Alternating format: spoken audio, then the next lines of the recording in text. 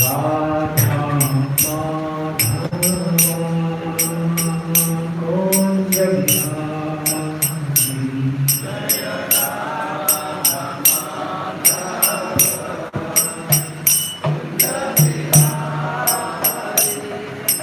गोपी जनवल्लभ Girivardhari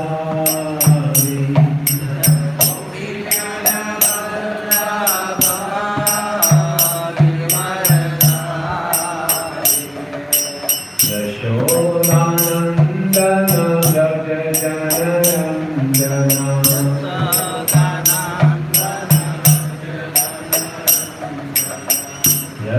Yashodanandan Vraj जनरंजना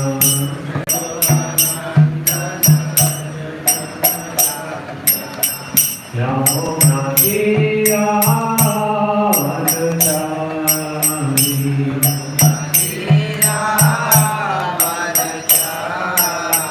Yamuna तीरावनचारी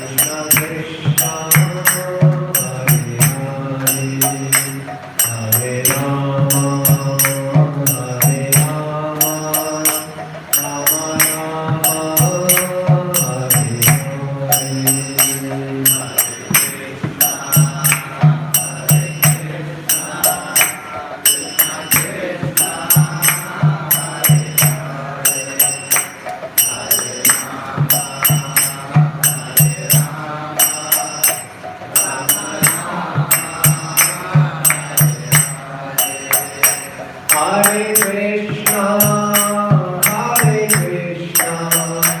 Krishna Krishna, Hare Hare,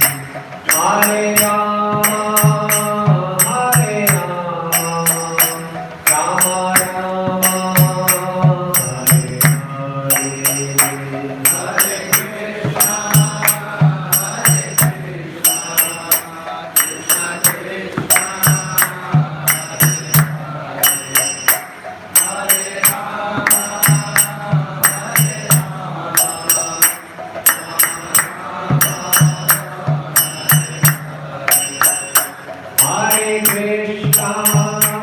Hare Krishna, Krishna Krishna, Hare Rama, Rama Rama, Hare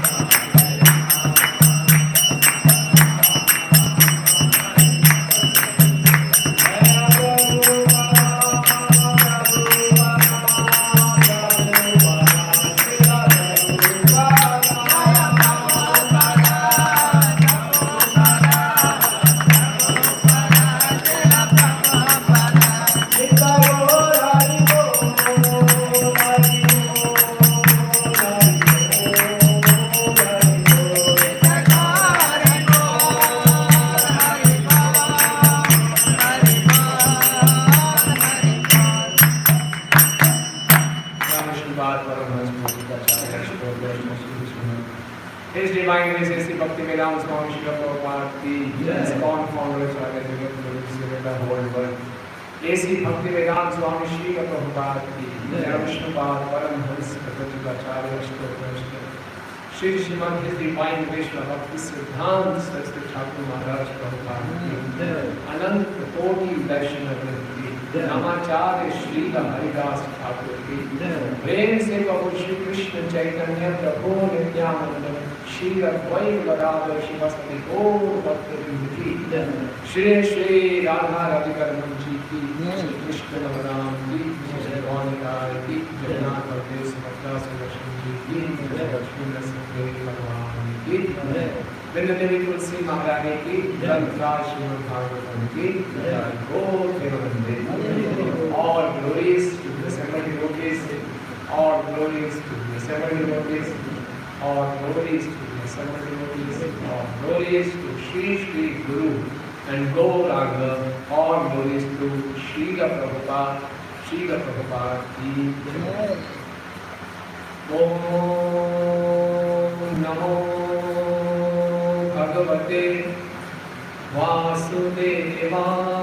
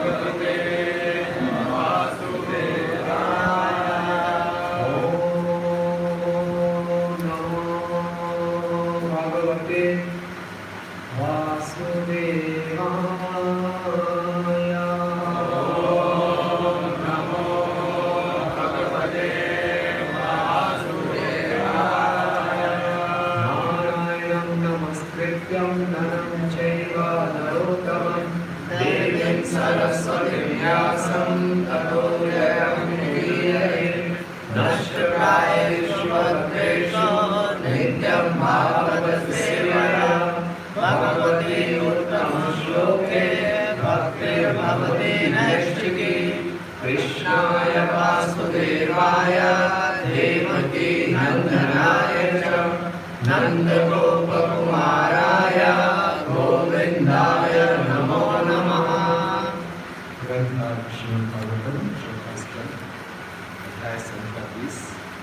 अध्याय का नाम है मालव ऋतु के यज्ञ स्थल में भगवान विष्णु का प्राकट्य। श्लोक संख्या 19। भगवान अर्थ विश्वात्मा विष्णुनो उपरितारण समुज्जिहानया भक्त्या ग्रहित चरणाम्बुज। भगवान अर्थ विश्वात्मा विष्णुनो उपरितारण समुज्जिहानया भक्त्या ग्रहित चरणाम्बुज। भगवान विश्वात्मा विष्णुनो प्रतारण समुज्जिहानया भक्त्या ग्रहित चरणाम्बुज।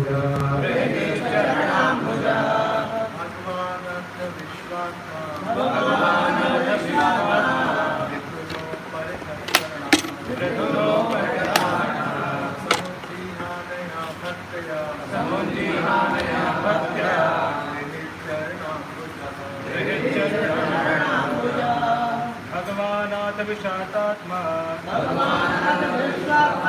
त्रिभुवनोः पहताहणः समुज्जिहान्या भक्त्या ग्रहीत चरणाम्बुजः। भगवान विश्वात्मा भगवान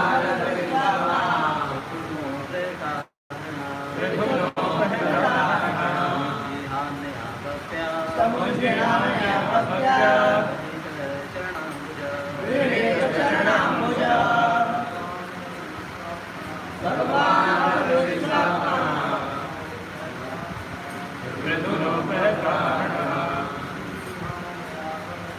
समुज्जिहानया भक्त्या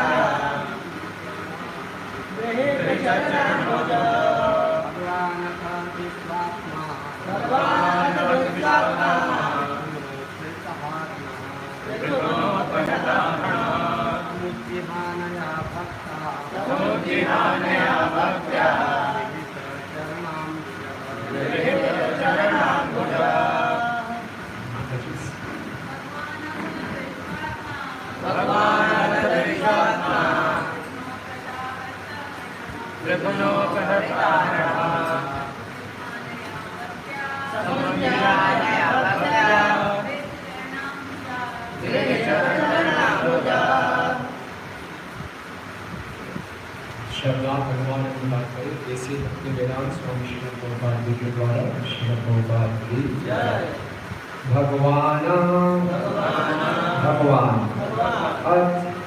तदंतर विश्वात्मा परमात्मा राजा पृथु द्वारा उपहृत प्रदत्त अरहंत पूजा की सारी सामग्री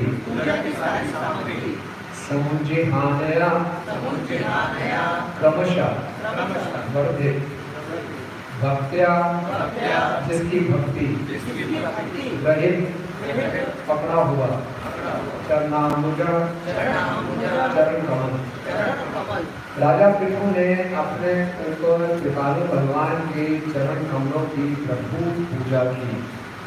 इस प्रकार भगवान के चरण कमलों की आराधना करते हुए भक्ति में पितृ महाराज पितृ का आनंद क्रमशः बढ़ता गया।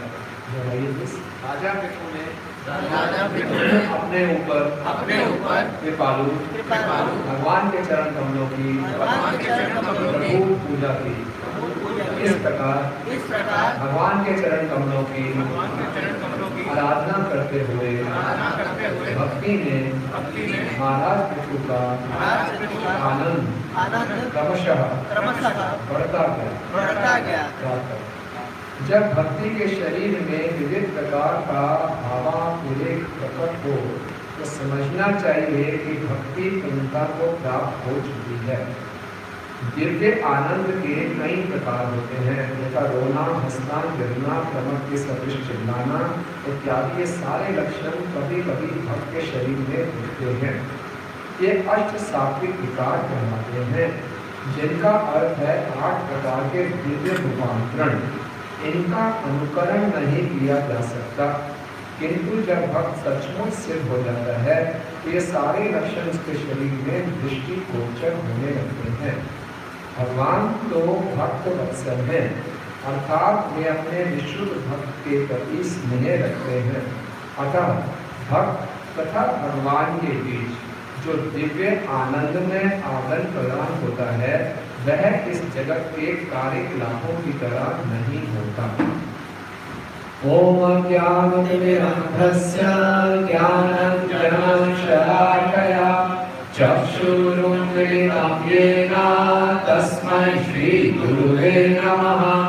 श्रीचैतन्यमनोभीष्टं स्थापितं येन भूतले स्वयं रूप कदा मह्यं ददाति स्वपदान्तिकं।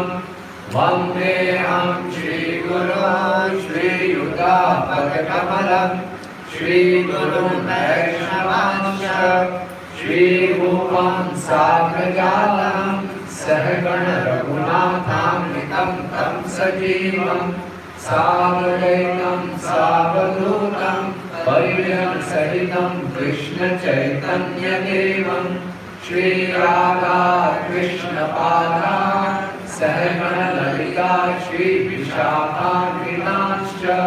हे कृष्ण करुणा सिंधु दीनबन्धु जगत्पते गोपेश गोपिका कांत राधा कांत नमस्तुते। तप्त कांचन गौरांगी राधे वृंदावनेश्वरी वृषभानुसुते देवी प्रणमामि हरिप्रिये। वाञ्छाकल्पतरुभ्यश्च कृपा सिन्धुभैव च पतितानां पावनेभ्यो वैष्णवेभ्यो नमो नमः। जय श्री कृष्ण चैतन्य प्रभु नित्यानंद श्री अद्वैत गदाधर श्रीवासादि गौर भक्तवृंद।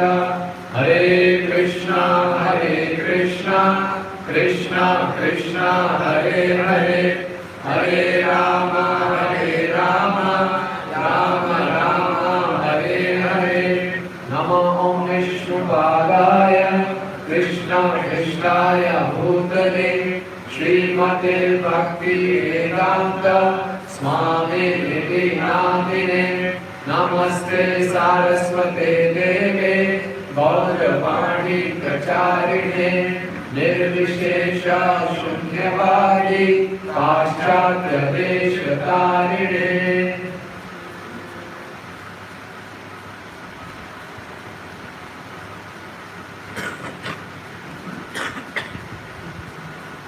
हरे कृष्णा। सब प्रभाव में स्वागत है। तो बहुत ही शिक्षा पर प्रसन्न चल रहा है। श्रीमद् भागवत के प्रतिदिन श्रवण कीर्तन से नष्ट पाए श्लोकदेशी नित्यम भागवत से हमारे हृदय के जो अबद्ध हैं, जो हमारे हृदय में अवांछित इच्छाएं हैं, अनर्थ हैं, इन सब छुटकारा पाते हैं। और ये प्रसंग इतना महत्वपूर्ण है कि किस प्रकार से राजा पृथु 100वां अश्वमेध यज्ञ कर रहे थे। इंद्र जो कि इतनी ऊंची स्थिति में है, उनको द्वेष हो गया, उनको डर लग गया, भय हो गया कि कहीं ये राजा पृथु 100 अश्वमेध यज्ञ मेरे सिंहासन को देने के लिए नहीं कर रहे। तो जो वैदिक शास्त्र में बताया कि 100 अश्वमेध यज्ञ कर लेता है उसको इंद्र की पदवी को प्राप्त कर सकता है। तो डर गया और उसने क्या किया, अलग अलग सन्यासियों का वेश धारण करके आता था और उस घोड़े को चुरा के चला जाता था। तो सन्यासी के वेश में आता था इसलिए कोई कहता नहीं था, लेकिन राजा पृथु पहचान के इंद्र ही है। और फिर राजा पृथु ने अपने सारे पुरोहितों को आज्ञा दी, अब इंद्र को आप वैदिक मंत्र का उच्चारण करके ध्वस्त कर दो, खत्म कर दो। जैसे वो वैदिक मंत्र का उच्चारण करके इंद्र को मारने लगे, तभी वहाँ पे ब्रह्मा जी प्रकट हो जाते हैं अपने हंस पे बैठ के। और ब्रह्मा जी बोलते हैं नहीं पृथु ऐसा मत करो, आपने अवतार लिया है किस उद्देश्य के लिए नहीं। और राजा इंद्र भी जो हैं इनका भी विशेष मिशन है, ये भी कोई साधारण व्यक्ति नहीं है। और जितना आप इस जिद में लगोगे उतना ये अपसंप्रदाय फैलती जाएंगे। अलग अलग जो गलत सन्यासियों का वेश धारण करके आए थे, उसके बाद से इतनी सारी अपसंप्रदाय करके नकली सन्यासी निकल गए आगे चलते। तो अब आप रोक दो, इसको छोड़ दो, कोई आवश्यकता नहीं है। आपका मुख्य उद्देश्य भगवान को प्रसन्न करना। तो अगर आप यज्ञ रोक देंगे तो भगवान ज़्यादा प्रसन्न होंगे। आप सोचिए 100वां यज्ञ था और करने ही वाले थे कंप्लीट। गलती किसकी थी? इंद्र की पृथु की। किसकी गलती थी? इंद्र की गलती थी। समझाया किसको जा रहा है? वो समझाया जा रहा है। अक्सर ऐसा ही होता है, जो गलती करते उसको नहीं समझाया जाता। जो ठीक है उसको बोले आप भी छोड़ो, आप जिद्दे मत करो, आप भी लड़ाई झगड़े मत करो, आप जाने मत करो, अपने आप ठीक हो। तो राजा पृथु ने बात मान ली। राजा पृथु ने कहा कि आप मेरे को क्यों बोले, उसको बोलो, द्वेष वो कर रहा है, मैं तो सही यज्ञ कर रहा हूँ, मेरे शास्त्रों का पालन कर रहा हूँ, वो गड़बड़ कर रहा है, उसको समझाइए। नहीं, आप मेरी अथॉरिटी हैं, ब्रह्मा जी हैं, आपको मैं आदत देता हूँ, मैं आपकी बात मान। यज्ञ रोक दिया। यज्ञ रोका तो तभी वहाँ भगवान प्रकट हो गए। यज्ञ किस लिए किया जाता है? भगवान की प्रसन्नता के लिए। लेकिन जिस यज्ञ करने से भगवान प्रसन्न नहीं हो रहे उस यज्ञ का लाभ क्या? नियम आग्रह में नहीं फंसे, यज्ञ ही बंद कर दिया। यज्ञ बंद किया तो भगवान प्रकट हो गए इंद्र के साथ, इंद्र को लेकर आए। पहले तो भगवान ने पृथु जी को खूब डांटा। क्या फायदा हुआ आपको इतना प्रशिक्षण लेने का, ट्रेनिंग लेने का, इतने कोर्सेज आपने अटेंड किए, इतनी क्लासेज आपने अटेंड की, इतना प्रशिक्षण आपने प्राप्त किया। इंद्र तो गजब में पागल हो गया था। एक पागल के साथ भिड़ रहे हो, हम सड़क पे जा रहे हैं, कोई पागल हमें गालियाँ दे रहा है, उसके भिड़े के थोड़ी क्यों पागल गाली दे रहा है, बोलने दो, ये तो पागल हो गया मुंह के कारण, तुम तो उसके साथ भिड़ गए, क्या फायदा हुआ आपके प्रशिक्षण में? आपको डांटा। डांटा किसको जाता है? जिससे प्रेम हो, जिससे अपेक्षा की जाती। इंद्र को नहीं डांटा, इंद्र को सहला देता, कोई शांत होता है। और जब इंद्र ने भी देखा उसको बहुत पश्चाताप हुआ और फिर इंद्र तुरंत पृथ्वी के पाँव पे पड़ गए। पिछले श्लोक में आता है और पितृ ने भी नहीं बोला दूर हो जाओ, इतना कष्ट दिया तुमने मुझे, ये हुआ नहीं, तुरंत उठाया, गले लगा, उनको माफ कर, सारी सारी क्लेशा समाप्त। भगवान बहुत पसंद है। तो आज के श्लोक में फिर उन्होंने क्या किया, जब इंद्र को ही माफ कर दिया, इंद्र को ही गले लगा दिया, भगवान अथ विश्वात्मा पितृनो अपरना, भगवान जो विश्वात्मा है, सर्वव्यापी है, परमात्मा है, तो पितृ ने क्या किया, उपरत धारणा, अपना सब कुछ पूजा की सामग्री दे दी। पितृ महाराज को भक्ति की, नवका भक्ति के कौन से अंग का आचार्य माना जाता है, अर्चना, पूजा की, अपने सारी सामग्री के साथ विश्वात्मा की पूजा, सब कुछ दे दिया। ओके, फिर क्या हुआ, भगवान के चरण कमलों को पकड़ लिया, इससे क्या हुआ, समुज्झानया भक्त्या, भगवान के चरण कमलों को पकड़ते ही उनकी भक्ति, उनकी जो एक्सटेसी, उनके भाव विभोर हो गए, वो भाव बढ़ते ही गए, बढ़ते ही गए, बढ़ते ही। और बाबा जी कह रहे हैं ये भक्ति की उन्नत अवस्था है, भक्ति का एक परिणाम है कि आनंदम बुद्धि वर्धनम पति परम करुणामृत। तो इतना उनको आनंद बढ़ रहा था, उनके भाव विभोर हो गए। तो आज हमें चर्चा करेंगे कि पितृ महाराज जी के संग हम सीखेंगे हम सबके जीवन का उद्देश्य क्या है, कृष्ण प्रेम प्राप्त करना। कृष्ण प्रेम से पहले आता है भाव भक्ति, भाव भक्ति को प्राप्त करना। भाव भक्ति को प्रेमा भक्ति का अंकुर बताया जाता है। तो क्या एटीट्यूड के साथ हम साधना भक्ति करें कि हम इसी जीवन में कृष्ण प्रेम को प्राप्त करें। जितने युगों में अलग अलग विधियां बताई जाती है भगवान को प्रसन्न करने में, विष्णु त्रेतायाम यज्ञोपवीति, द्वापरे परिचर्यायाम कलौतलहरि विधिवना। सतयुग में यज्ञ के द्वारा, सतयुग में ध्यान के द्वारा, त्रेता युग में यज्ञ के द्वारा, द्वापर में अर्चन के द्वारा और कलयुग में हरिनाम के द्वारा हम भगवान की कृपा को आकर्षित कर सकते हैं। महाप्रभु की कृपा से हम हरिनाम संकीर्तन आंदोलन प्राप्त हुआ है। जिस प्रकार से पितृ महाराज ने अपना सब कुछ भगवान के चरणों की सेवा में लगा दिया और उनको भाव भक्ति प्राप्त हुई, प्रेम भक्ति प्राप्त हुई, भगवान के साक्षात दर्शन कर रहे हैं। इसी ढंग से प्रभुपाद जी हमें गारंटी देते हैं, आश्वासन देते हैं, you can play with Krishna, you can dance with Krishna. हम कृष्ण के साथ खेल सकते हैं, कृष्ण के साथ नृत्य कर सकते हैं, कृष्ण के साथ खा पी सकते हैं, यमुना के घर पे बैठ के आराम से कर सकते हैं। ये हमारे लिए संभव है अगर हम इस भक्ति के को सही ढंग से समझेंगे और सही एटीट्यूड के साथ। किसी भी कार्य में, विशेषकर भक्ति में और भक्ति प्रोसेस में, प्रगति निर्भर करती है साधक के एटीट्यूड के ऊपर। किस साधना वही है सबके लिए, कोई जल्दी प्रगति करता है, कोई धीमे प्रगति करता है। किस पे निर्भर करता है, हमारे एटीट्यूड। तो अब हमारा संकीर्तन यज्ञ है, जिस प्रकार से पितृ महाराज ने सब कुछ दिया। संकीर्तन का अर्थ है सम्यक रूपे कीर्तन, अपना सब कुछ हम संकीर्तन लगा दें। हरे कृष्णा कृष्णा कृष्णा हरे हरे, हरे राम राम राम। सब कुछ अपना शरीर, मन, वाणी, मानस, देहे गेहे जो किछु मोर अर्पण हुआ पदे हमें भी भाव प्राप्त होंगे। पितृ महाराज के पास सब कुछ दे दिया, अपना मत भी छोड़ दिया। सबसे बड़ा सैक्रिफाइस होता है अपने ओपिनियन को छोड़ना, अपने ओपिनियन का सैक्रिफाइस करना। गलती भी उनकी नहीं है, चलो आपके कहने पे मैं यज्ञ करना भी छोड़ दूँ, भगवान बहुत पसंद है और सब कुछ दे। तो ये जो भाव है वास्तव में हमारे जीवन का उद्देश्य, इस भाव ऐसा नहीं चाहिए कि हम कब वो दिन आएगा कि मेरे को भी ऐसा रोमांच होगा, रोमांच कंपा शुगर बाजू, ऐसा कब होगा। अक्सर हम लोग बोलते हैं चैंटिंग करने में टेस्ट नहीं आ रहा, आनंद नहीं आ रहा, आंखों से आंसू नहीं आ रहे, बाल खड़े नहीं हो रहे, तो फिर हम छोड़ देते हैं। कुछ और प्रोसेस करें, कुछ करें, शॉर्टकट मारें, तभी शुरू होगा। तो भक्ति करने का उद्देश्य भाव भक्ति है, ये भाव प्राप्त करना नहीं है, ये भाव तो स्वतः ही आए, इट्स अ बाय प्रोडक्ट, अपने आप ही आएगा। हमें प्रोसेस ओरिएंटेड होना है, रिजल्ट ओरिएंटेड नहीं। प्रोसेस को सही ढंग से फॉलो करते रहें, अपने आप इस स्टेज पर हम पहुंचेंगे। इसमें कोई शॉर्टकट मारने की आवश्यकता नहीं है, बल्कि जो उन्नत भक्त होते हैं उनके चरित्र से हम देखते हैं कि जब आप उनके शरीर में भाव प्रकट होते हैं और उनके वो उनको चिंता होती है भाव मेरी सेवा को ना रोकते, तो अपने भावों को नियंत्रित करते हैं, रेगुलेट करते हैं और सेवा पे ध्यान देते हैं। जब आनंदपुरी बात अभी अक्षय तृतीया आने वाली है, संतन यात्रा मनाएंगे, आनंद बात गोवर्धन की परिक्रमा कर रहे हैं, थक गए थे, गोविंद उन्हें विश्राम कर रहे थे, भगवान गोपाल बन के आए, उनको दूध पिलाया, पर्चा मैंने वापिस आऊँगा। आनंदपुरी ने दूध पिया और थोड़ी सी उनको कांदा लगी, आंख लगी, और आंख में उन्होंने देखा, इस सपने में क्या देखा, वो जो बालक थे तो कहते मैं गिरधारी हूँ, यहाँ का अधिष्ठाता हूँ, मैं गोपाल हूँ। तो आनंदपुरी को ऐसा लगा, अरे साक्षात भगवान आए मेरी सेवा के लिए, और जब उनकी नींद टूटी एकदम सारे रोमांच, सारे लक्षण प्रकट हो गए, और भगवान ने उनको आज्ञा दी थी, जय जगन्नाथ बलदेव सुभद्रा सुदर्शन की, जय श्री कृष्ण भगवान की, जय लक्ष्मी नरसिंह।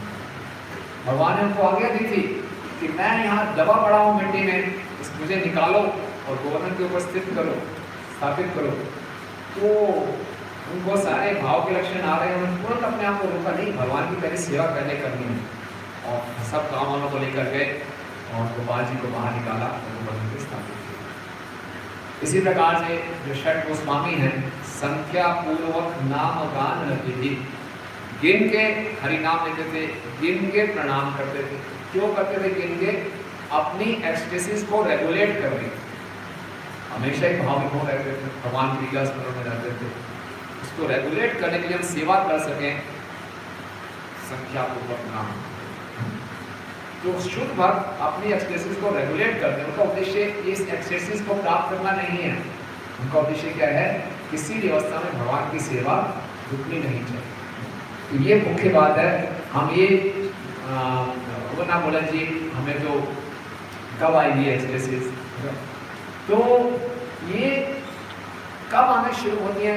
इस प्रकार के अष्ट सात्विक विकार, उनको अष्ट सात्विक विकार बताया जाता है। रोना, हंसना, कंपन, पसीने आना, कांपना, ये अपने आप ऑटोमेटिकली होते हैं, इनवॉलंटरली होते हैं, स्वतः ही होते हैं, ऐसा नहीं कि इसकी नकल मारी जा सकती। ये कब होता है? जब जीव भाव भक्ति की स्टेज में आता है। 3 स्टेजेस हैं भक्ति की, साधना भक्ति, भाव भक्ति और प्रेमा भक्ति। भाव भक्ति की स्टेज में जब हम आते हैं तो ये सारे लक्षण प्रकट होते हैं। चैतन्य चरितामृत में हमें क्षमा करें, भक्ति रसामृत सिंधु में रूप गोस्वामी जी भाव भक्ति की परिभाषा देते हैं। हम आपको स्क्रीन पर दिखाते हैं भाव भक्ति की क्या परिभाषा है, तो आप इसमें रूप गोस्वामी जी बता रहे हैं।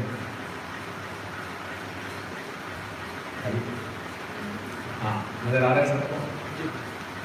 तो पढ़िए हमारे साथ। शुद्ध सत्व विशेषात्मा, प्रेम सूर्यांशु साम्य भाव, रुचि विचित्त मिश्रण्या, कृत असौ भाव उच्यते।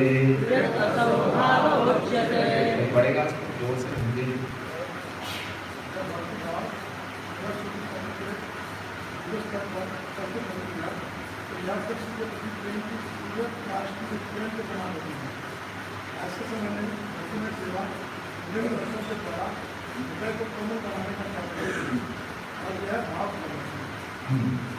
क्या मतलब है? शुद्ध सत्व विशेषा।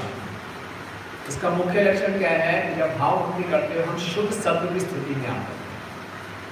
शुद्ध सत्व मतलब इस भौतिक जगत का सत्व गुण नहीं है। शुद्ध सत्व का अर्थ है भगवान की स्वरूप शक्ति। जब भक्त बहुत उत्सुकता से, बहुत उत्साह से साधना करता है और भगवान की कृपा को आकर्षित कर लेता है, तो भगवान की स्वरूप शक्ति मिश्रण है श्रीमती राधा रानी अलादनी शक्ति और चित्त शक्ति का।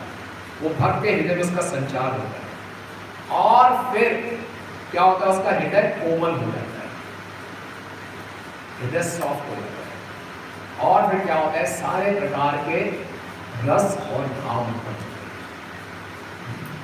हृदय कोमल होता है। भौतिक जीवन को बताया जाता है स्टैटिक और आध्यात्मिक जीवन है एक्सटैटिक। स्टैटिक और इस जगत में कुछ भी नया नहीं, पुनः पुनः चलते चलना।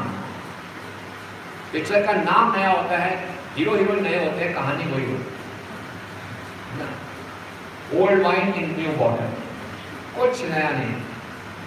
एक बार प्रभु जी मॉर्निंग वॉक में थे, अपने शिष्यों का डेली मॉर्निंग वॉक करते थे विदेश में, तो रोज अपने गार्डन में जाते थे तो क्लॉकवाइज चलते थे। एक बार क्लॉकवाइज ना जाके एंटी क्लॉकवाइज जाने लगे। तो शिष्य ने बोला प्रभु तो लगता है नई जगह आ गए, आजकल नया नहीं है, वही है यही बहुत जगह है, उसी चीज को दोबारा प्रेजेंट करते हैं, बस नए उसमें कुछ भी यहाँ पे नया नहीं है, सब स्टैटिक है। लेकिन एक्सटेटिक क्या है कि हमारा हृदय पूरा का पूरा द्रवित हो जाता है एक प्रकार से। कैसे द्रवित हो जाता है? जब हम बहुत अच्छे ढंग से जप करते हैं हरे कृष्णा कृष्णा कृष्णा कृष्णा हरे हरे हरे राम राम राम हरे हरे। नम्रता से, सहनशीलता से, अपने उत्साह से जब भगवान की कृपा को आकर्षित कर लेते हैं तो भगवान की स्वरूप शक्ति हमारे हृदय में उसका संचार होता है। फिर हम भगवान का विनय अनुभव करते हैं। युवा एकम निमेषेण चक्षुषा कावशायतम शून्यायतम जगत सर्वम गोविंद विरहेण। भगवान से इतनी आसक्ति हो जाती है कि कृष्ण के बिना सारा जगत शून्य लगता है। और इस विनय की अग्नि में हमारा जो फौलाद का हृदय है वो पिघलता है। वो पिघलता है तो एक्सटेसी है, तो कंपन शुरू होता है, रोमांच शुरू होता है, सब कुछ होता है। तो ये हमारे जीवन का ये जो भाव है सूर्यांशु, सूर्य की पहली किरण के समान है। प्रेम का अंकुर है, ये परफेक्शन नहीं है। और प्रेम में पता नहीं क्या होगा, समझे? जो बोलते हैं कृष्ण प्रेम, वो ये स्थिति कम से कम पहुंचना चाहिए इस जीवन में। मनुष्य जीवन का लक्ष्य है कृष्ण प्रेम, तो ये होना चाहिए। बिना इसके हम कैसे पहुंच जाएंगे कृष्ण प्रेम? समझ रहे हैं बात? कृष्ण प्रेम किनको चाहिए? ये पढ़ने के बाद ये है कैसे हुआ? तो देखिए, जब चैतन्य महाप्रभु ने ईश्वर की कृपा से दीक्षा ली और महाप्रभु तो बिल्कुल रोमांचित हो गए। और बाद में जब वो वाराणसी में गए तो प्रकाशानंद सरस्वती मायावादी सन्यासी थे, उनके बहुत शिष्य थे और वो चैतन्य महाप्रभु की निंदा करते थे। ये ढोंगी है सन्यासी, चीप इमिटेटर, मतलब दूसरों को आकर्षित करने के लिए नाचता है, गाता है, रोता है, क्या करता है। सन्यासी को ऐसा थोड़ी होना चाहिए। सन्यासी को बड़ा गंभीर होना चाहिए, वेदांत दर्शन पे चर्चा करनी चाहिए। ये क्या है? तो इतनी जो निंदा कर रहे थे तो लोग आगे महाप्रभु को बताते थे, महाप्रभु मुस्कुरा देते, कोई बात नहीं। क्योंकि बहुत ज़्यादा निंदा हुई, बहुत दुखी होने लगे।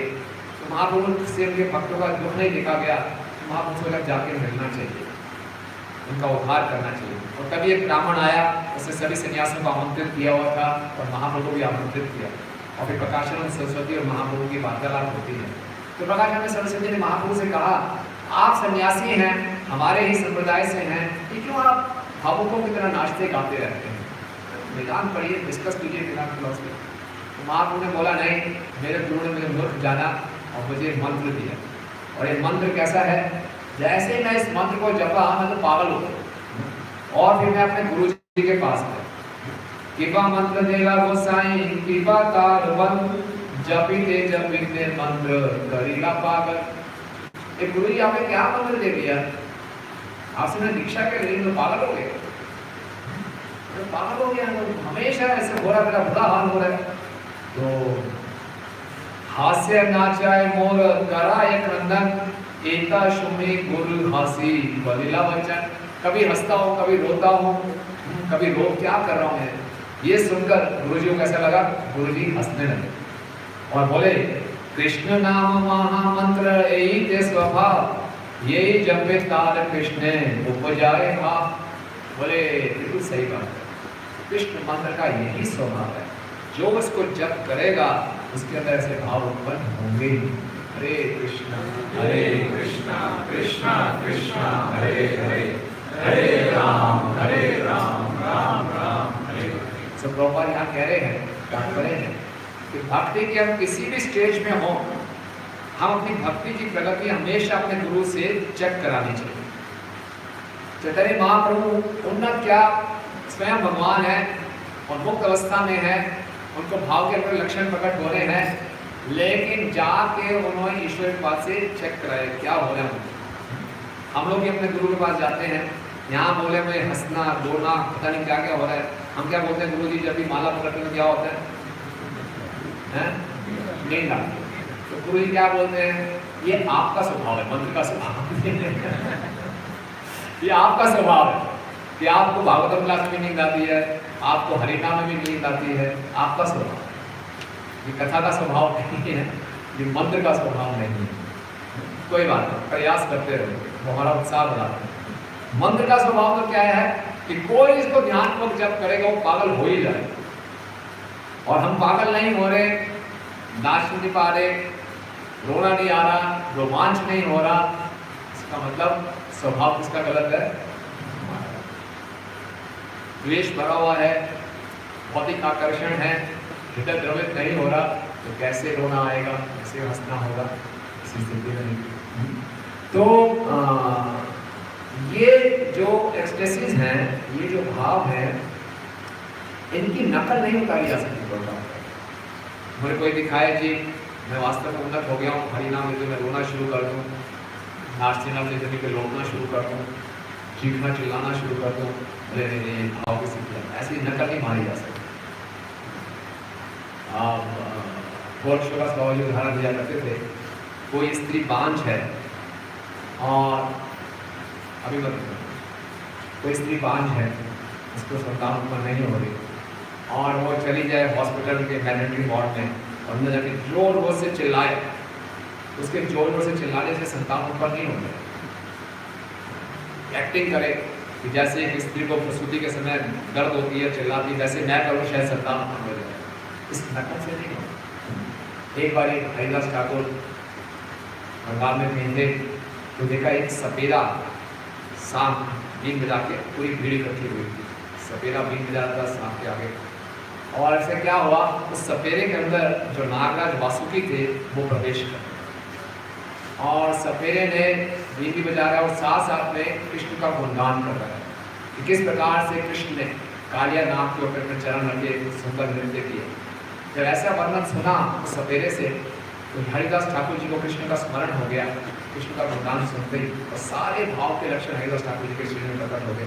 वो अपने को रोक ही नहीं पाए, जमीन पे गिर गए, कांपने लगे, एकदम जोरों से रोने लगे, सारे के सारे लोग हैरान हो गए ऐसे लक्षण देखकर।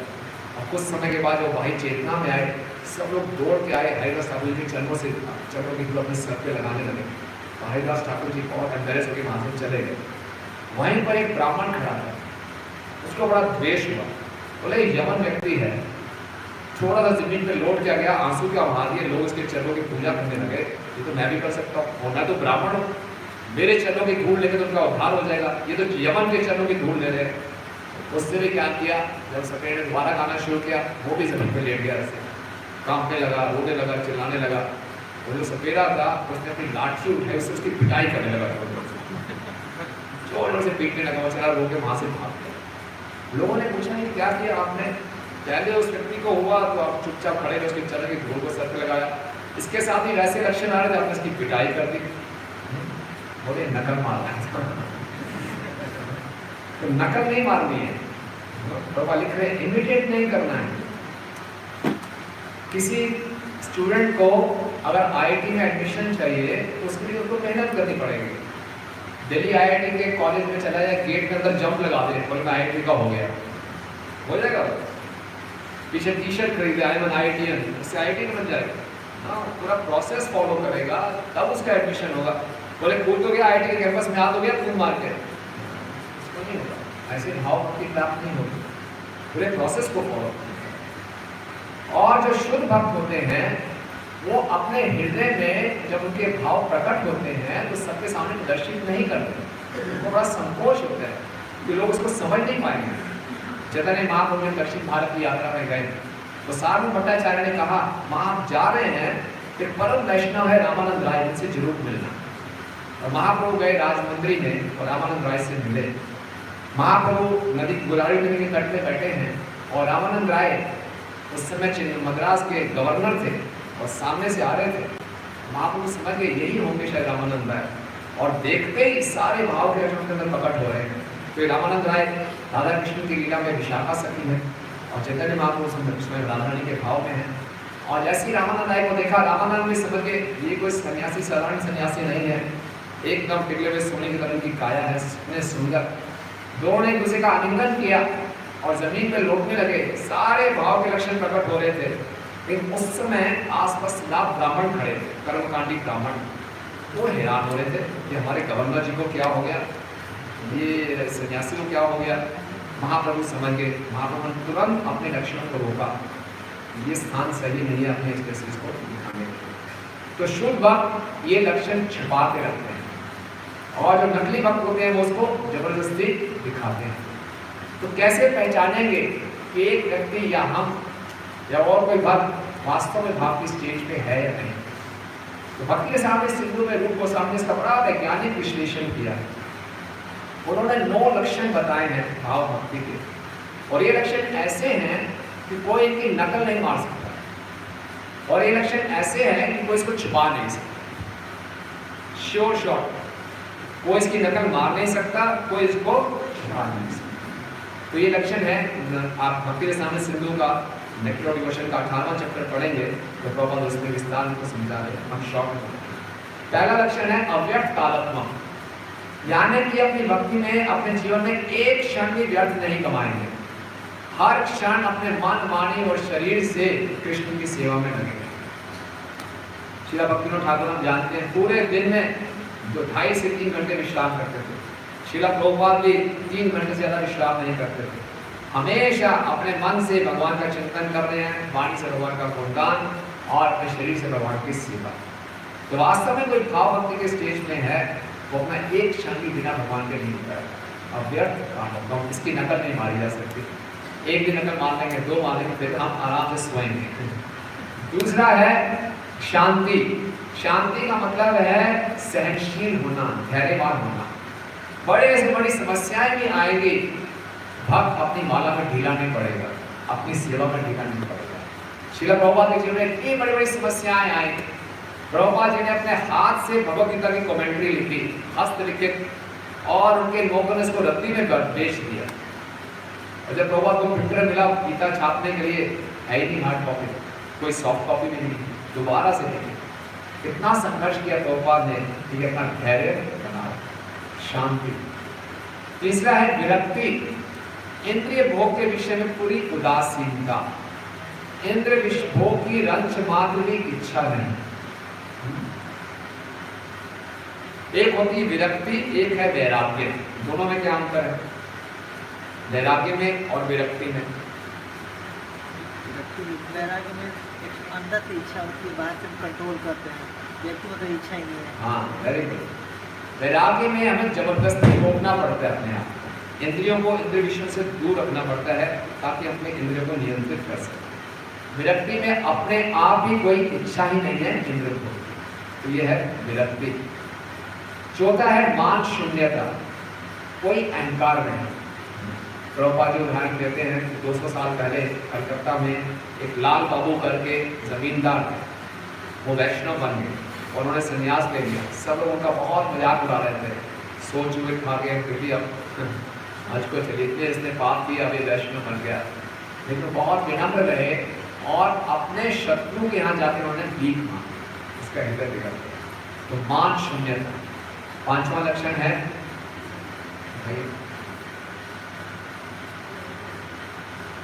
आशाबद्ध, ये बहुत विशेष लक्षण है।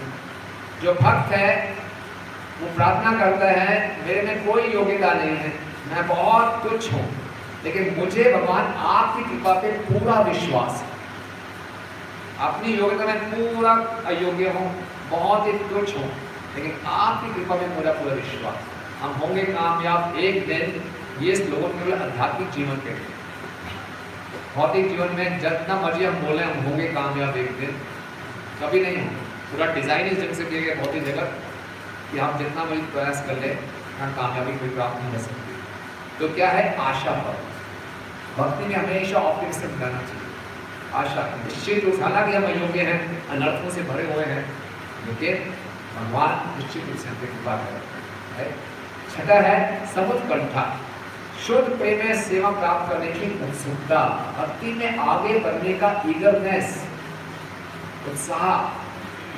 कुछ सालों के बाद हम ढीले पड़ जाते हैं, बहुत प्रयास कर लिया, बहुत सुन लिया, काम नहीं कर रहा, सब कह रहे सुनने की बात नहीं, कभी हिम्मत नहीं हारनी और उत्साह नहीं रखना, ईगरनेस, समुत्कंठा, यही भाव भक्ति, शुद्ध भक्ति प्राप्त करने की कीमत है। फिर है आसक्ति तद्गुणा ध्याने, सॉरी सातवां है नाम गाने सदा रुचि।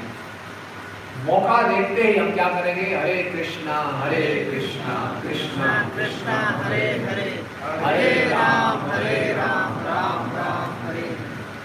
बहुत तरह हिंदी मूवी का गाना था, क्या था, जो भी प्यार करे वो गाना गाएगा, दीवाना सैकड़ों में पहचाना जाएगा। कि जिसके हृदय में कृष्ण प्रेम है वो चुप नहीं जा सकता, वो भगवान का गुणगान करेगा ही करेगा, वो दीवाना है, पागल है, पहचाना जाएगा।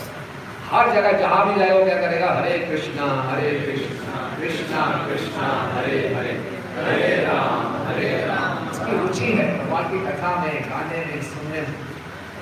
और आठवां है आसक्ति तद्गुणा ध्याने, कृष्ण के गुणों का महिमा मंडल करने के प्रति गहरी आसक्ति। और नवा है प्रीति तद वसति स्थले, भगवान के धाम में जाने का, वहाँ रहने का बहुत प्रीति, या वैसा वातावरण जहाँ हम रह रहे हैं जिस प्रकार का वातावरण बना। तो ये 9 लक्षण है।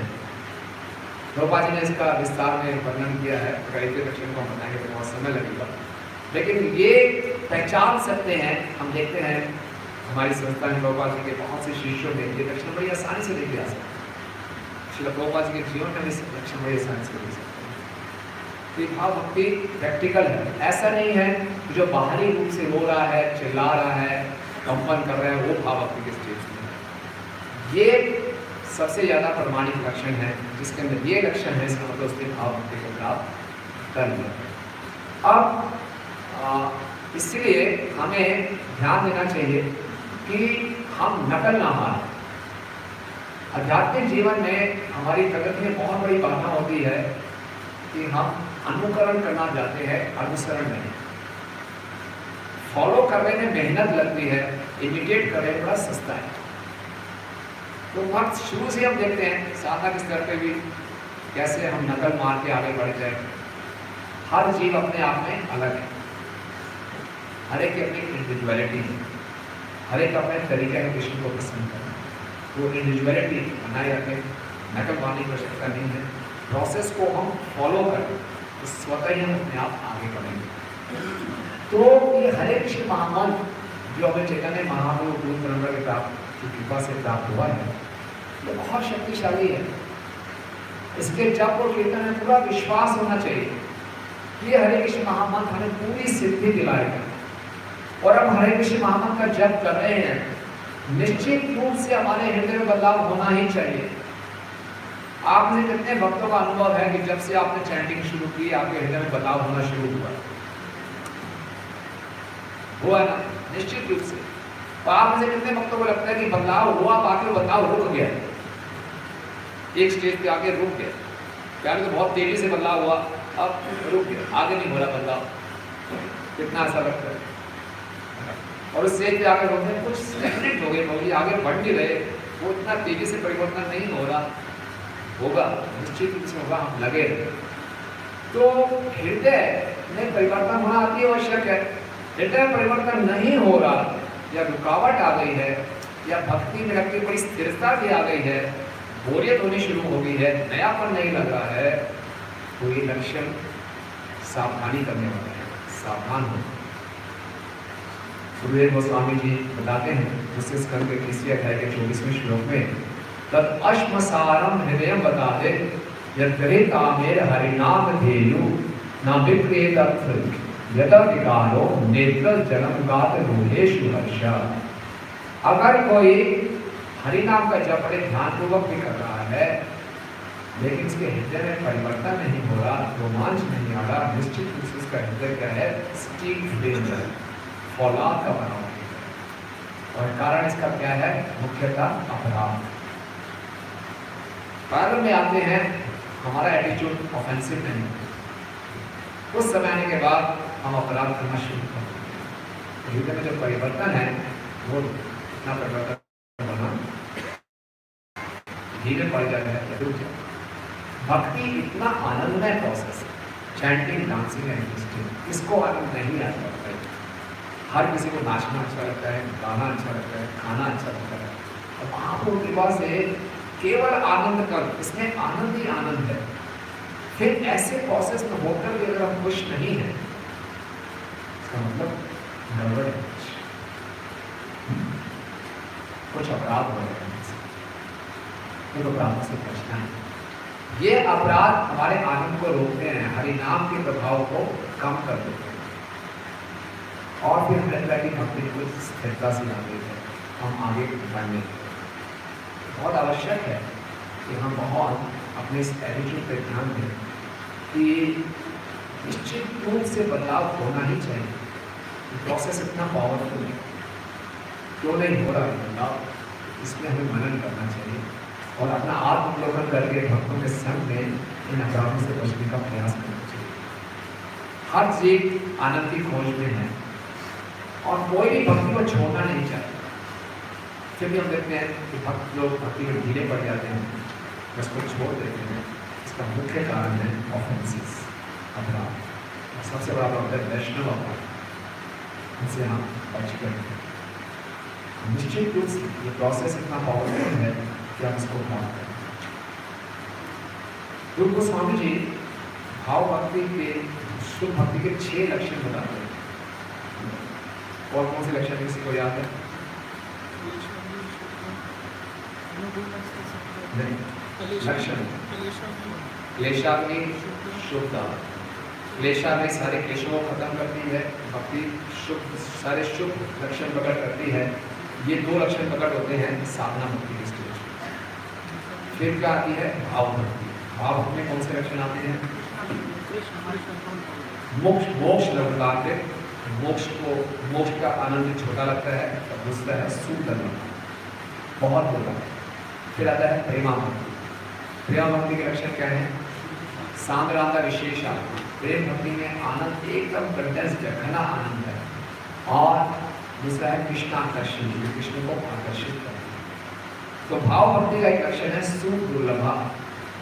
तो इसको सुख दुर्लभा क्यों बोला जाता है? तो इसमें रूप गोस्वामी जी बहुत सुंदर परिभाषा देते हैं कि भाव भक्ति सुदुर्लभा कैसे है। सामने स्क्रीन पे देखिए, सुदुर्लभा, दुर्लभ मतलब बहुत दुर्लभ है, सु मतलब बहुत दुर्लभ है। क्या इसकी परिभाषा है? सामनेरा असासंगे अलभ्या सुचुरानति हरिणा चाष्टे देवी विविधा सास्या सुदुर्लभा। भक्ति अत्यंत सुदुर्लभा से प्राप्त होती है। कोई पढ़ेगा इसको? भक्ति प्राप्त करना 2 प्रकार से कठिन है। यदि इसे प्रचुर मात्रा में किंतु आसक्ति के बिना किया जाए तो ये बहुत लंबे समय के बाद भी भक्ति प्राप्त नहीं हो सकती। और यदि आसक्ति के साथ भी भक्ति की जाए तो भी कृष्ण साधक को शीघ्रता से भक्ति प्राप्त नहीं। ध्यान से समझिए, टेक्निकल नहीं है, आसानी से समझ में आ जाएगा। भक्ति सुदुर्लभा, भाव भक्ति सुदुर्लभा इसकी है 2 कारण है। एक कमी है साधक की तरफ से। क्या कमी है उसकी? आसक्ति के साथ नहीं करता। साधना को औपचारिकता से कोटा करना है, फिनिश करो जी, क्लास में बैठना चाहिए, बैठ जाएंगे, कोई दिक्कत नहीं। ये सेवा करनी है, कर देते हैं। चलो, आसक्ति के साथ कृष्ण की प्रसन्नता के लिए, गुरु की प्रसन्नता के लिए करना है, वो आसक्ति नहीं है, उत्सुकता नहीं है, ईगरनेस नहीं है। इसका मतलब डिमांड ही नहीं है, हमें चाहिए नहीं भाव, हम जैसे खुश हैं, जैसा चल रहा है। डिमांड ही नहीं है तो सप्लाई कैसे होगी? आपको चाहिए नहीं तो मैं क्यों दूँ? और अगर कोई बहुत डिमांड कर भी रहे, रो के भगवान को पुकार है, मुझे अपना प्रेम दो, कभी भगवान हो सकते ना दें। नहीं, क्यों नहीं देंगे? भगवान स्वतंत्र हैं, भगवान देखना चाहते हैं कि आप कितने सिंसियर हो, क्योंकि भगवान एक बार अपना प्रेम दे देंगे तो भगवान आपके वश में हो जाएंगे। भगवान उसी को भाव भक्ति देंगे जब भगवान देखेंगे इसको जीवन में कृष्ण के अलावा और कुछ नहीं चलता। भगवान कन्विंस हो जाएंगे हमारी सिंसियरिटी से, तब देंगे। तो जिस प्रोडक्ट की डिमांड ही नहीं है और जिसकी सप्लाई भी बहुत मुश्किल है, तो कैसे दुर्लभ होगी? होगी सुदुर्लभ। तो एटलीस्ट हम अपना पार्ट तो ठीक करें कि हम क्या करें, भक्ति कैसे करें, साथ संगे आसक्ति के साथ। हरे कृष्णा कृष्णा कृष्णा हरे हरे, हरे राम राम राम हरे हरे। प्रार्थना करें प्रभुपाद जी से कि हम भक्ति का कोई भी अंग करें आसक्ति के साथ करें। क्या आसक्ति, कि मेरे इस सेवा से कृष्ण प्रसन्न हो, प्रभुपाद जी प्रसन्न, ये आसक्ति नहीं ये मुझे यही सेवा चाहिए, मुझे ऐसा ही करना है, इसी तरीके से करना है। आसक्ति क्या है, किस प्रकार से मैं प्रभुपाद को प्रसन्न कर सकता हूँ। तो ये विशेष बात हमें याद रखनी है। साधना को औपचारिकता से साथ नहीं करना, आसक्ति के साथ करना है, एक इच्छा के साथ करना है, उत्सुकता के साथ करना है। यही डिफरेंस है नामापराध में और नामाभास में। हरिनाम का जप हम 3 स्टेजेस में, नाम अपराध, नामाभास और शुद्ध। जो हमें प्रेम चाहिए वो शुद्ध नाम के स्तर पे प्राप्त होता है। शुद्ध नाम के स्तर में यही नाम हमारे लिए रूप गुण लीला सब कुछ प्रकट करता है। इसी बीट बैग में सारा गोलोक वृंदावन हमें नजर आए, सब कुछ। लेकिन क्या होगा जब हम नाम की स्टेज पे आएंगे, नामाभास की स्टेज पे। तो नाम अपराध और नामाभास तक कैसे पहुंच सकते हैं, मुख्यतः 2 बातें हैं। एक है प्रयास और दूसरा है प्रायश्चित। प्रयास करना चाहिए, अपराधों से बचने का प्रयास करना है। नाम अपराध की स्टेज में क्या है, अपराध हो भी रहे हैं तो साधक परवाह नहीं करता, हो गए नहीं 16 माला। हमारे लिए ये बहुत महत्वपूर्ण है, ये नीचे हो जाए पूरा बस खत्म। हरे कृष्ण महामंत्र पूरा बोला नहीं बोला, मन कहाँ भटका, क्या क्या प्लानिंग करनी, कोई चिंता नहीं है।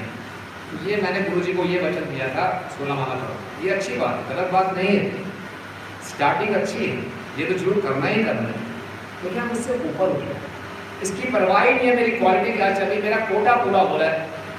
कोटा कॉन्शियस है, क्वालिटी कॉन्शियस नहीं है तो अपराध, और इसकी चिंता भी नहीं।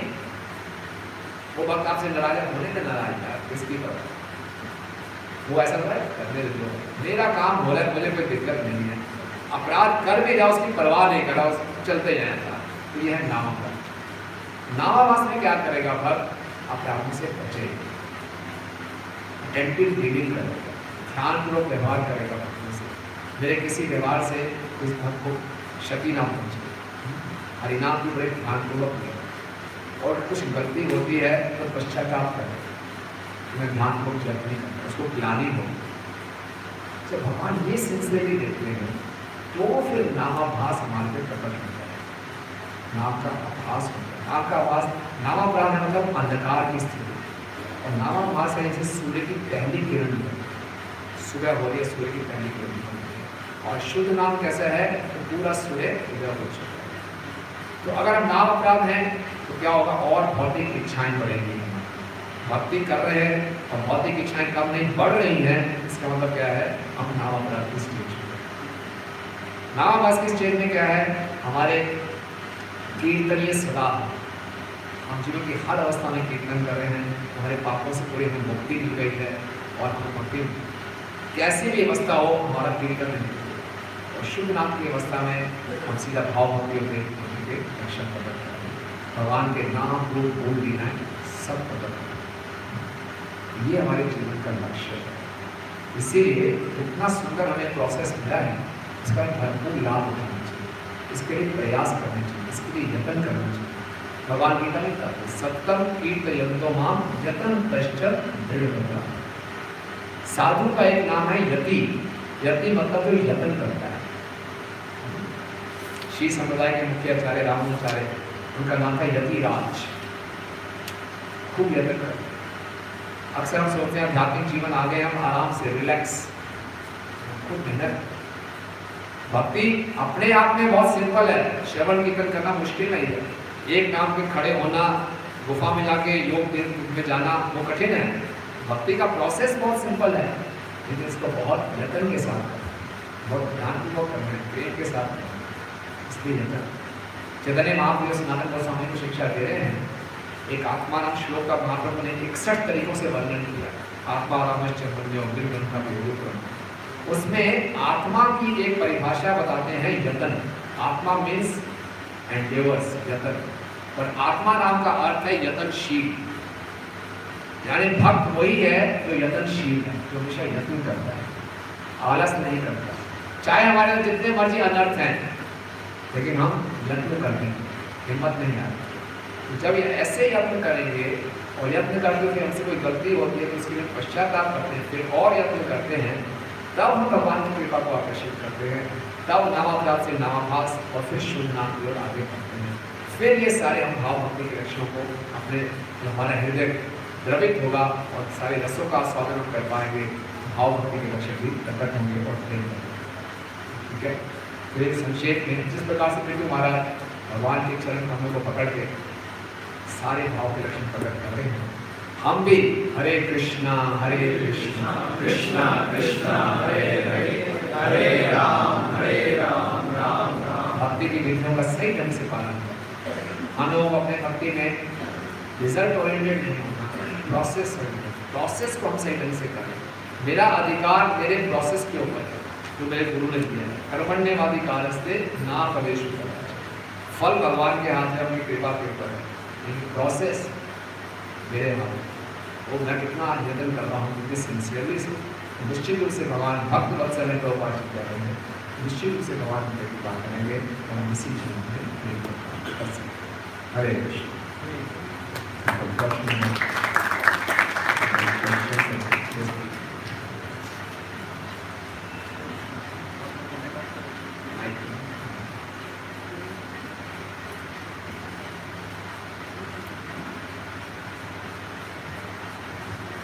हरे Krishna. Thank you so much for the nice lecture. मुझे मेरा क्वेश्चन गृहस्थ आश्रम में जो रहने वाले भक्त हैं उनके संबंध में है। आप हमेशा अपने प्रवचनों में कहते हैं कि एक आदर्श भक्त जो होता है वो ऐसा होना चाहिए जो किसी भी परिस्थिति में डगमगाए नहीं, हमेशा अपनी सेवा अर्चना जो भी है उसका भक्ति से रिलेटेड कर्म वो करता रहे। कई बार क्या होता है कि गृहस्थ आश्रम में जो रहने वाले भक्त हैं उनकी भौतिक स्थितियाँ ऐसी हो जाती हैं, बहुत ही मतलब परेशानियाँ भरी, जैसे भगवान बहुत परीक्षाएं ले रहे होते हैं। और भक्ति के इतिहास में भी अगर हम देखें तो बहुत ऐसे भक्त हुए हैं, जैसे सुदामा मित्र, तो उनका पूरा जीवन कैसे रहा हम सबके सामने है। तो उन्होंने कोई भक्ति साधना नहीं, ईश्वरीय रंग में भगवान की प्राप्ति भी हुई हुई। लेकिन जो भी प्रोसेस, जो भी टाइम पीरियड होता है जो गृहस्थ आश्रम में रहने वाले भक्त का, वो बहुत ही पेनफुल होता है। हालांकि उसकी सेवा में, उसकी नाम जप में कोई कमी नहीं है, पूरे भाव से कर रहा है, लेकिन भौतिक परिस्थितियाँ इतना ज़्यादा उसको हिला रही हैं, बहुत परेशान कर रही हैं। तो ऐसी स्थिति में क्या किया जाए, कैसे समझें?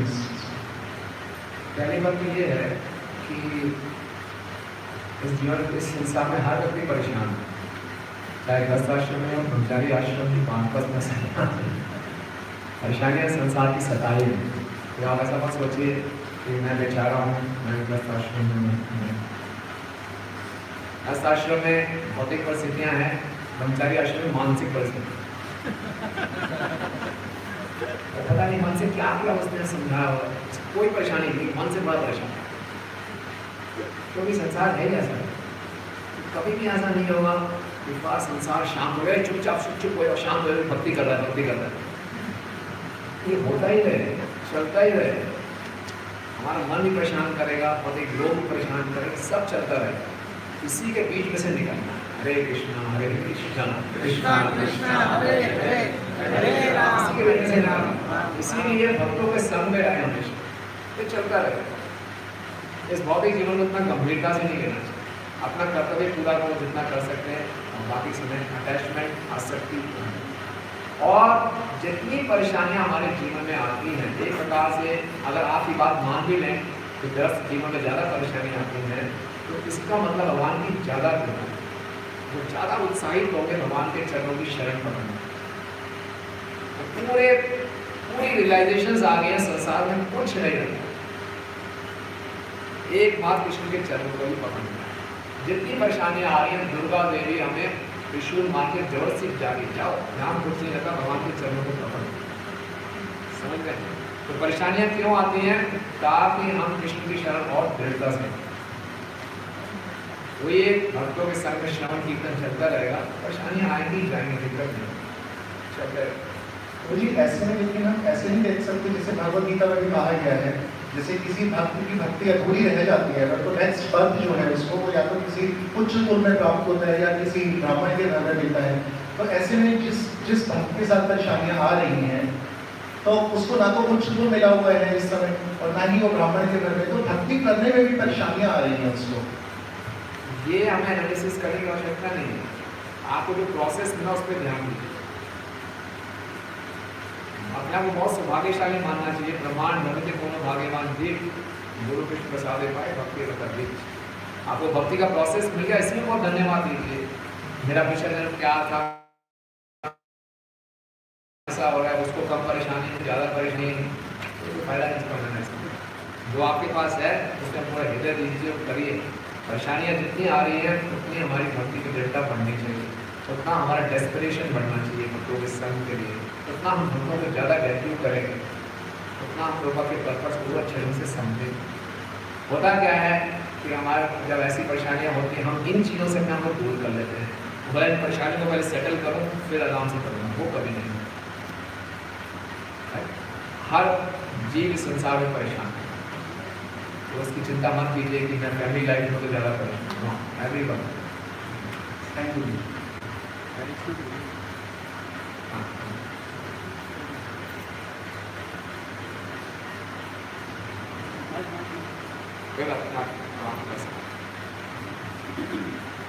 हरीशा मुझे थैंक यू। मैं आज क्लास को सुन पाया, तो मैं क्लास को सुन ही पाता हूँ, लेकिन आज मैं इस क्लास को सुनने का प्रयास किया। मैक्सिमम क्लास में सो जाता हूँ।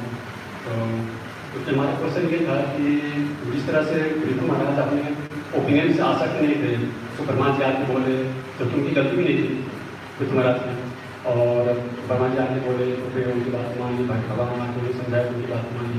लेकिन मैं क्या हूँ, मैं ओपिनियन से बिल्कुल ऐसे चलता हूँ, तो ऐसा कैसे रह जाएंगे, तो उसको प्रैक्टिकल लाइफ में कैसे अपनाऊँ ताकि मैं अपने ओपिनियन से बाहर निकल पाऊँ। बहुत बड़ा अच्छा प्रैक्टिकल प्रश्न है कि हम अपने ओपिनियन से अपने काम करने के तरीके में आसक्त हो जाते हैं और उसमें कोई बाधा डाले तो वो वक्त में अच्छा नहीं लगता, फिर उसको भी अपराध करते हैं। देखिए क्यों आ गया मेरे रास्ते में घोड़े उठाने के लिए, फर्स्ट क्लास चल रहा था, जैसा मैं चाहता हूँ वैसा ही होना चाहिए। तो ये हम जो भक्ति कर रहे हैं, तो जो भगवान की शक्तियाँ हैं वो हमारी परीक्षा लेती हैं। हमें विनम्र बनाना है, हमें सहनशील बनाना है। ऐसी परिस्थितियों में हम अपने अंदर वैष्णव गुणों को विकसित करने का सुंदर मौका है। हम भक्ति क्यों कर रहे हैं ये लक्ष्य स्पष्ट होना चाहिए। हरि गुरु और वैष्णव की प्रसन्नता के लिए हम कई बार अपनी प्रसन्नता को सर्वोपरि रखते हैं। हरि गुरु वैष्णव की प्रसन्नता को सर्वोपरि रखेंगे, अपनी प्रसन्नता तो बाय प्रोडक्ट अपने आप आ जाएगी। पहला हमारा भागवत में यही समझा रहे हैं, अगर किसी को खुश रहना है तो खुश रहने का रहस्य ये है, अपनी खुशी मत ढूंढो। अपनी खुशी ढूंढने के लिए ढूंढते ही रहना है, कई जन्म निकल के वो नहीं ढूंढे। हमारा उद्देश्य है हरि गुरु और वैष्णवों को पसंद करना, उनके मत को मानेंगे तो अपने आप होंगे। ये हमारा संबंध ज्ञान की कमी है। हम सोचते हैं मैं अपने मन की बात करूंगा तो खुश हूँ, मनमानी करके मैं खुश हूँ। मनमानी तो कई जन्मों से कर रहे हैं और दुखी हैं। मनमानी करके कोई खुश नहीं रहा। हरि गुरु और वैष्णव के आदेशों का जो पालन करेगा वो खुश रहेगा। तो ये बात जब अच्छे ढंग से श्रवण कीर्तन करेंगे तो ये बात धीरे समझ में आएगी और फिर इसका पालन कर पाएंगे। अच्छे ढंग से श्रवण करके उस पर मनन करें और प्रैक्टिकली अपने एग्जाम्पल में देखें। ये देखो मैंने उस समय में अपनी बात ना मान के उनकी बात मानी थी, हाँ रिजल्ट अच्छा है। अपने जीवन से भी इसका अनुभव कर सकते और शास्त्रों के उदाहरण से देख सकते। ये सारी केस स्टडीज क्यों दी गई? सारी केस स्टडी इसीलिए दी गई कि हमारे भ्रम टूटे, हम वास्तविकता को जानें।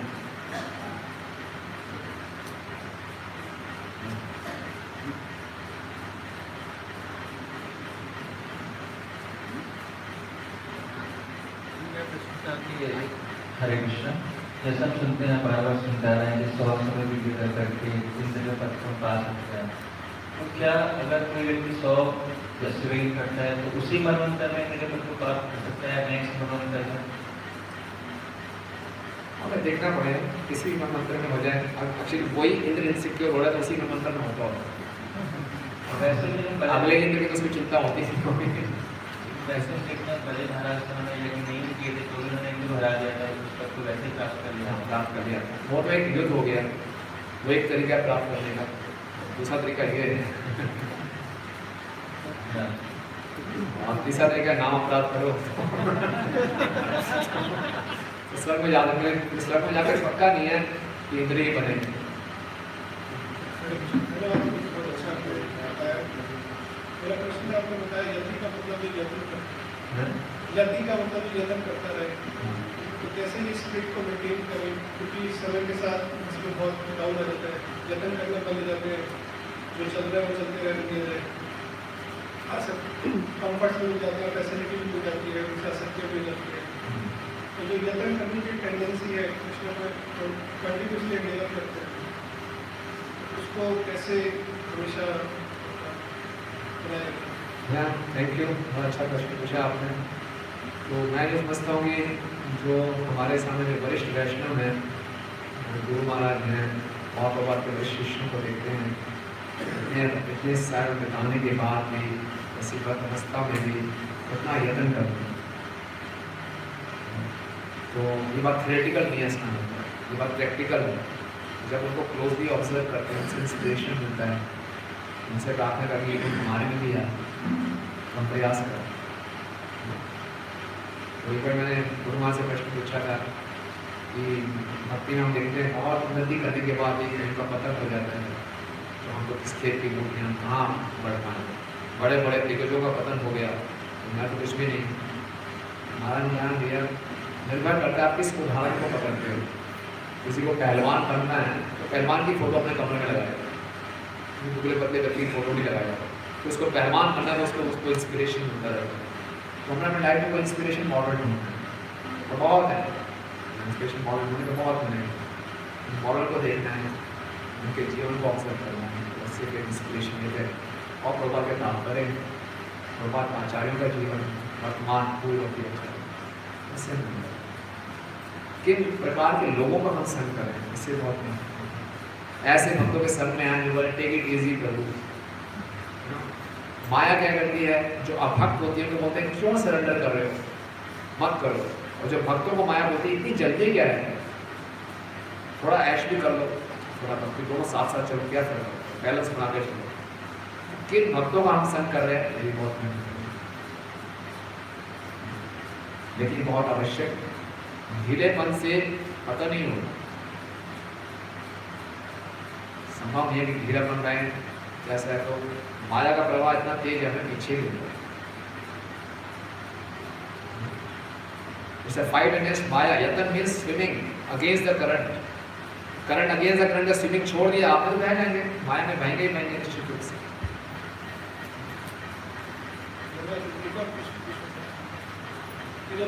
लक्षण बताया भाव अव्यक्त कालक, तो अव्यक्त कालक से बचने चाहिए, प्रयास करना चाहिए कि समय व्यर्थ ना हो। और अभी जो एक प्रैक्टिकल सिनेरियो हो रहा है उसमें जैसे मैं भी संघर्ष कर रहा हूँ, अपनी भक्तों को देखता हूँ कि वातावरण अपने आप में ऐसा होता जा रहा है कि बहुत सारा समय मोबाइल में व्यतीत हो जाता है ना चाहते हुए, और कई बार टीचिंग पर्पज के हिसाब से भी डिस्ट्रैक्ट हो जाते हैं। तो इसमें क्या गाइडेंस रखी है कि अपना समय को हम डायरेक्ट कृष्ण कौशल में यूटिलाइज करना है। अगर उसको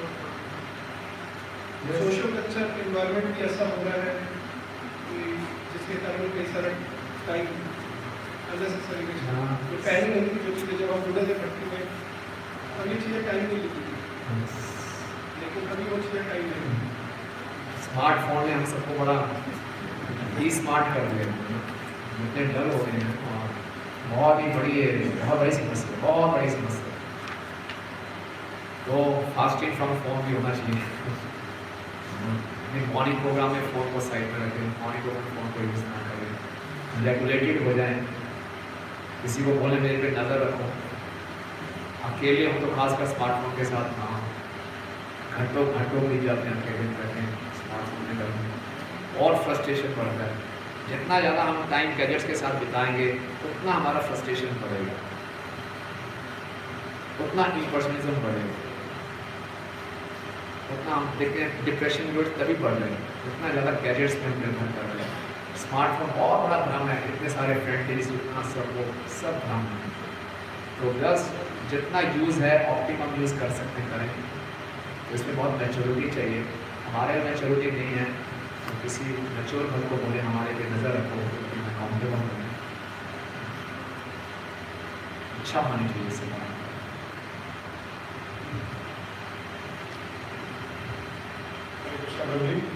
क्योंकि अष्ट सात्विक विकार भी आते हैं, मतलब दिल भी नहीं करता, मतलब बाहर की चीज़ें वगैरह खाने का, जूस वगैरह पीने का भी दिल नहीं करता है। लेकिन कभी कभी ना मन ऐसा होता है कि जैसे किसी को आंसू आए या कुछ भी होता है तो किसी को बताया जाए, होता है मम्मी का जैसे सामने वाला कोई है, मतलब कोई पूछता है तो उसको मन करता है कि आज इस आए से बताता हूँ क्या कैसा क्या हुआ।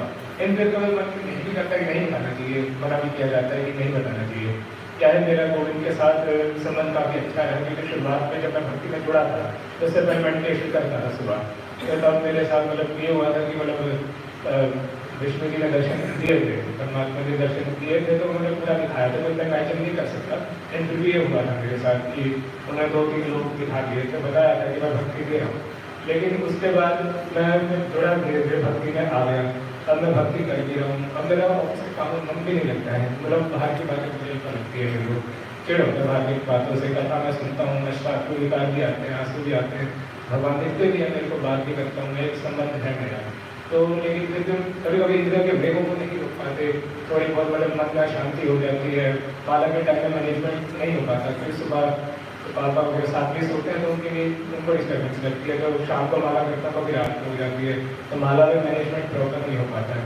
तो इसमें मतलब किस तरह किया जाए कि मतलब माला भी सही से हो जाए, मन भी शांत रहे, और अपनी मतलब जो एक मतलब ये आ रहे हैं विकार तो अच्छी बात है आ रहे हैं, लेकिन दूसरों के सामने भी कभी कभी आते हैं तो अच्छे लगता है कि दूसरे देख रहे तो समझेगा ये तो अलग ही है, वो दूसरे समझते हैं कि ये क्यों हो रहा है ये।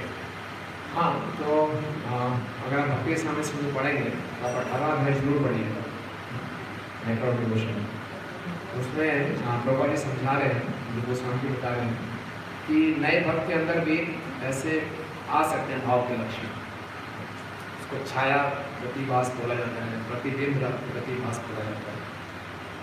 उसमें शुद्ध भक्तों के प्रभाव से, ध्यान के प्रभाव से, विज्ञान के प्रभाव से कुछ समय के लिए ऐसे लक्षण प्रकट होते हैं, फिर वो चले जाते हैं। उसको हमने परमानेंट बनाना और आगे अच्छा है, भक्तों का संग बनाए, भक्तों का संग बनाए, और प्रभा के पुस्तकों को ध्यान करें। और अगर हमारे को भौतिक जगत नहीं भावना तो अच्छी बात है कि आप जो कर्तव्य है उसको पूरा कीजिए, जस्ट ऐसे नकल कीजिए और भक्तों के प्रति आसक्ति बढ़ाइए, भक्ति में आसक्ति बढ़ाइए। तो अगर आप सिंसियर हैं निश्चित रूप से भगवान की कृपा होगी आप लोग, भगवान आपकी पूरा रास्ता क्लियर कर।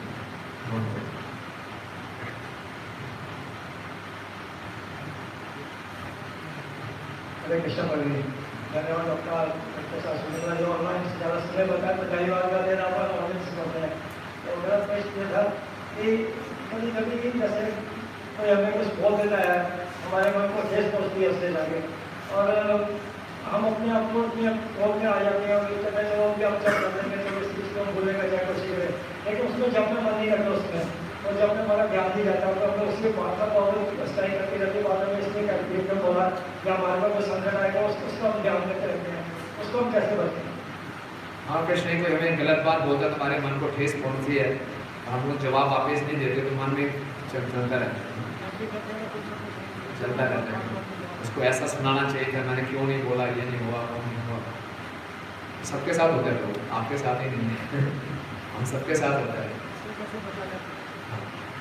तो बचेगा जब हम अच्छे ढंग से श्रवण कीर्तन करते रहेंगे, लगे रहेंगे इस प्रोसेस में, तो हमारी प्रायोरिटीज चेंज हो जाएंगी।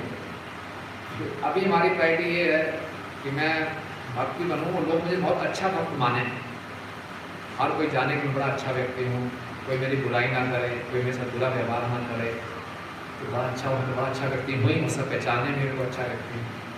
लेकिन कोई ना कोई तो हमें ठेस पहुँचा ही देगा, तो हम डिस्टर्ब हो जाएंगे। जब हम भक्ति में आगे श्रवण कीर्तन करते रहेंगे तो हमारी प्रायोरिटी चेंज हो जाएगी।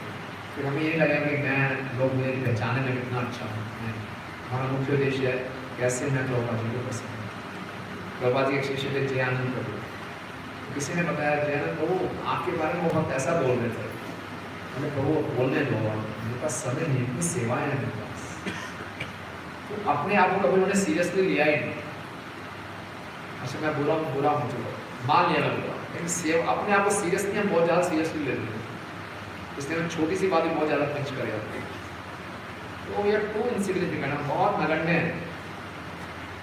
तो धीरे धीरे जब अपने बारे में हमारा ओपिनियन चेंज हो जाएगा तो हमें किसी की बातें इतनी ज़्यादा विचलित नहीं करेंगे।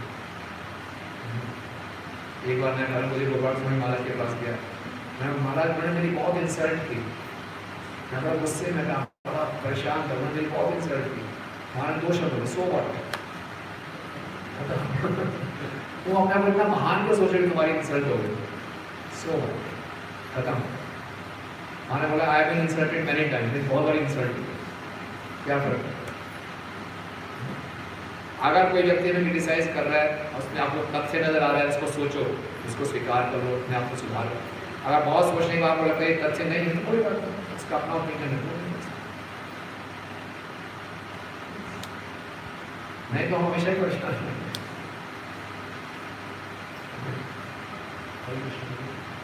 माता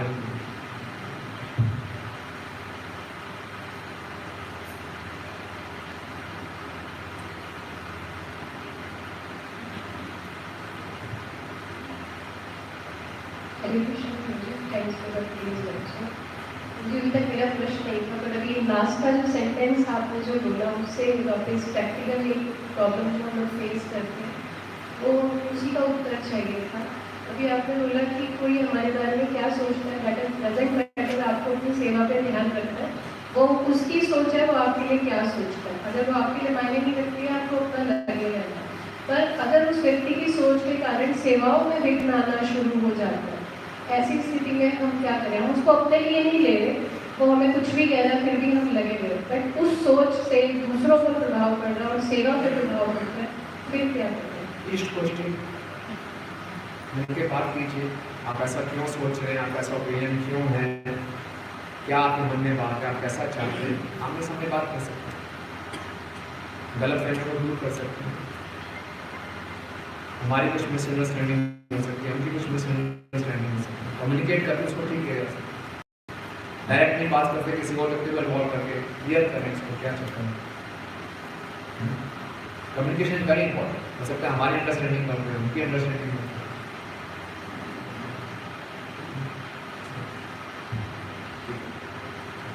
आप सबको बहुत धन्यवाद। ग्रंथाश्रम भागवतम की जगत गुरु श्री का